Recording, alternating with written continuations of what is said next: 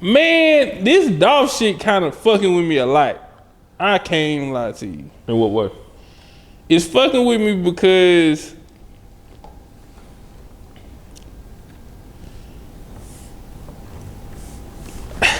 I can't wrap my head around or wrap my mind around how many of people our color are being killed, and we're being killed by our own. And a lot of it is being influenced by our culture, which is drill and things of that nature, which in reality, a lot of people gonna sit here and say, well, no, it's not the music. Yes, it is. Oh, definitely it's the music. It's the music. Yeah. Music is supposed to be the soundtrack of your life. And I can tell you, like, the soundtrack of my life is many of different things other than just hip hop, but hip hop is a part of my life. Yeah. And I feel like it's a part of all our lives in some kind of way. The fact that we're seeing and hearing one millionaire put a hit out, and this has come from court, a hit out on another millionaire and using kids essentially to put in quote unquote that work, and now we've lost all of these. These are between 4 and 6 people, important lives are being taken away. And it's not just this. This is a high profile situation. This shit happens every day. Yeah. When did we get to the point to where we don't protect our own or our people? When did we get to the point to where a life is not worth anything? Because the man got found guilty, straight drop. He got found guilty. And you know what he said online? Basically, yeah, basically, like, that was criminal responsibility. I got responsibility of the streets. Man, we don't even own these streets, and y'all niggas is going to hell for this shit. Yeah, basically. So going back to what Kendrick was saying, there needs to be a reset, because right now everything is out of control. There's no checks and balances. When I was growing up, we had people in our neighborhoods that made sure that we didn't get involved in certain things that we weren't supposed to be getting involved, because that's not for you. Yeah. I can't tell you how many times when I was a kid, man, that ain't for you. Man, leave him alone. He going to school, he doing X, Y, and Z. Man, now they inviting that shit. Yeah. Nah, shit, let's show the do da, because the big homies, quote unquote, are not big homies. They still want to be 15, 20 years old, and you 40, 50 years old, Yep. you doing wrong. It's not like we don't know this is not right. You know this is wrong. Yeah. But this image that we're trying to portray is hurting our community, and it's setting us back. We're doing the work. The Willie Lynch letter is new and improved, and you motherfuckers is y'all giving it up, boy. Yeah. And doing a damn good job. Yeah. So it's crazy today. I had to go pick up. I had called y'all early, and I was like, dog, this is amazing, the fact that my sister she's a 9th grader in high school. I had to go pick her up because somebody had a gun at school. Now, I'm gonna tell you what's funny. At first, I didn't look at it crazy because I went to Worthing High School. So I was Woodson and Worthing. There was either a bomb threat, gang fights, niggas got guns at school, teachers selling weed, all kind of shit. I'm used to it, but my little sister is not. She don't come from that, and I don't come from that. It's just shit. This was my environment.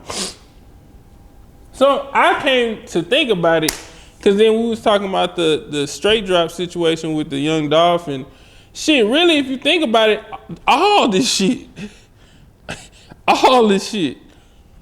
When I was a kid, when I bought a CD, my mother bought me the clean version. Yep. And I used to get laughed at because of that shit. But now, as a grown ass man, I kind of appreciate that shit. Yeah. And the reason why is because my mother cared.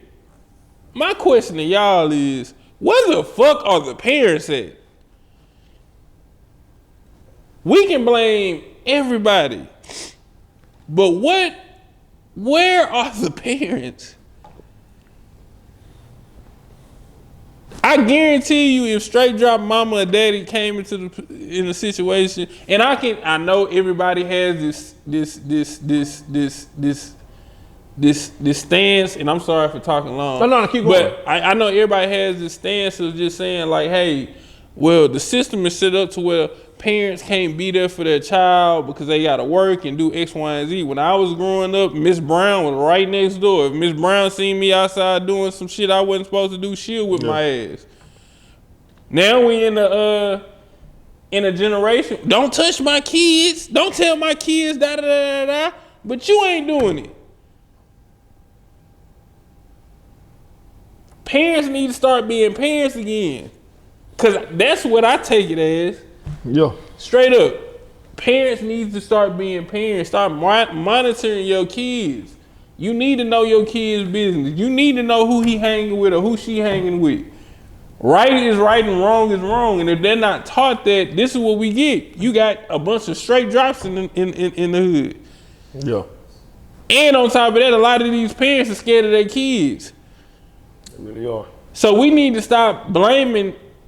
I blame hip hop in a lot of ways because there's no balance, which that's what Kendrick was talking about. But at the same time, I blame the parenting and the community of holding each other accountable so that we don't have these instances happening. Yeah. Not saying it'll stop completely, but it'll be not as much. Because right now, it will have some impact. Man, I went to a football game Friday, high school football game. And I remember when we was in high school, bro, nigga, you had all the athletes. Yeah. Every school had a kid that was like, hey, that nigga nice. Yeah. Man, I ain't see one. Actually, the football team was at its minimum. Everybody was playing two-way. And we talking about a major school. Yeah. In Houston. Where are we going? Cause I already know where the kids that's supposed to be on the team is at. Yeah. Man, we gotta start we need to start getting our shit together as a community. We do. Take a village. Let that village be a village. That's how it always gotta be. But that's the same thing with hip hop. You remember we was talking about gatekeeping. This is why you need gatekeeping, because you got big homies that's putting niggas on dummy missions. Yeah. For nothing. Man, these kids went to jail for $800 for life.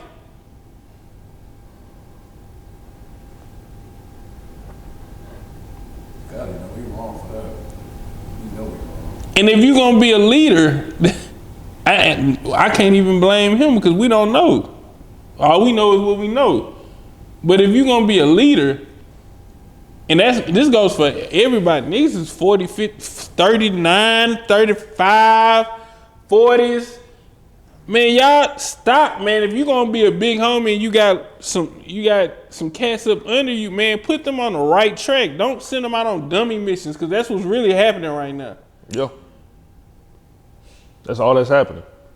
Y'all sending these little kids on dummy missions just so you don't get touched. Yep. That's not right at all. Nah. And this is why what hip hop, what D1 is saying, D1 ain't said a lie. That's what's crazy. He catching so much hell, and tell me where the lie is.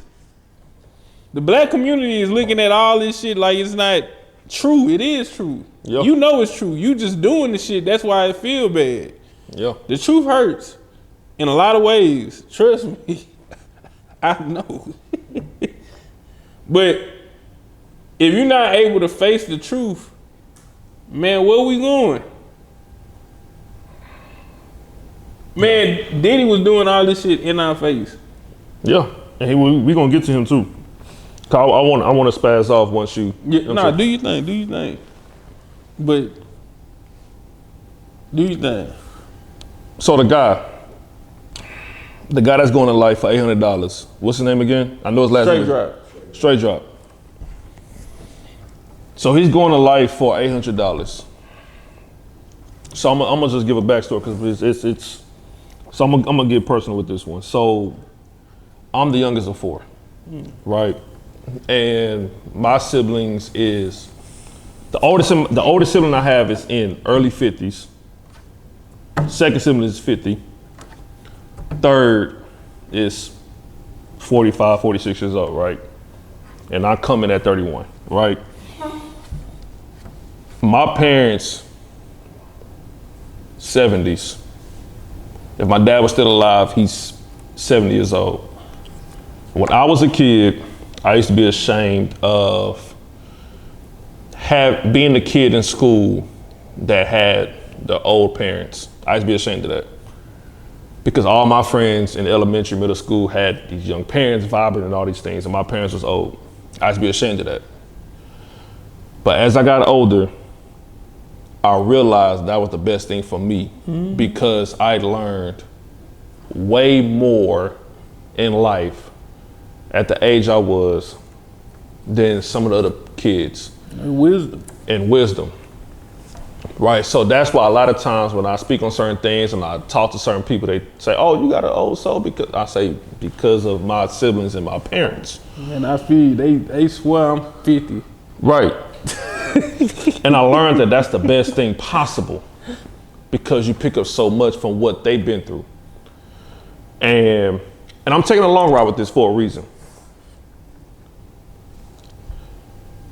With having that